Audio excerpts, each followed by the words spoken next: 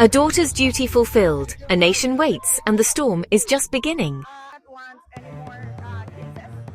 I'm Becky Wilcox, and this is Insight News TV, where we break the news, then break it down. Today we follow Vice President Sara Duterte, who just closed a pivotal chapter at The Hague. But what she delivered and what she said next left more questions than answers. Stay with us, because what's happening behind closed doors at the ICC and the silent power games back home could reshape Philippine politics forever. Vice President Sara Duterte stood before reporters in The Hague this Friday, calm, composed, and deliberate. Her words, clear. Her mission, accomplished. Yes, my task is done. Well organized. With those words, she signaled the end of a critical phase in the defense of her father, former President Rodrigo Duterte, who remains detained at the ICC over charges linked to the war on drugs. She confirmed the final document, requested from inside, was delivered personally. No fanfare, no drama, just quiet determination. That last document that was needed of me, I delivered it this morning, to the person inside who asked for it.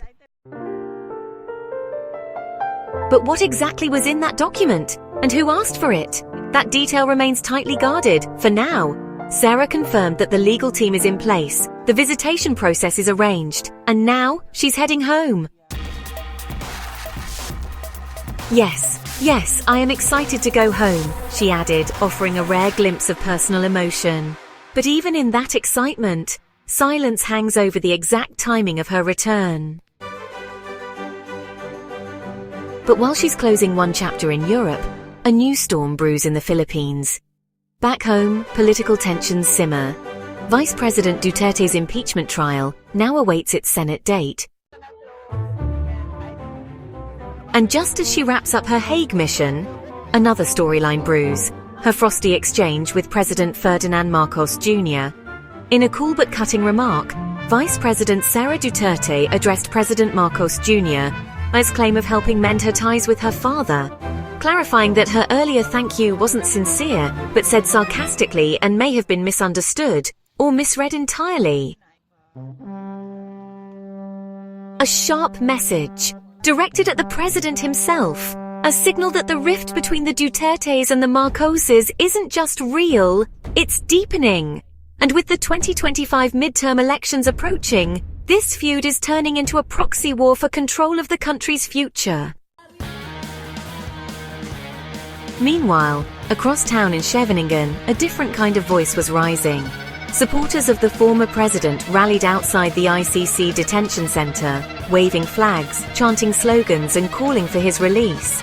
They came not just from the Netherlands, but also from Switzerland, Germany, Ireland, a diaspora united by loyalty and longing. Games, food and speeches marked the gathering, but behind the festivities was a powerful message. Duterte is not alone.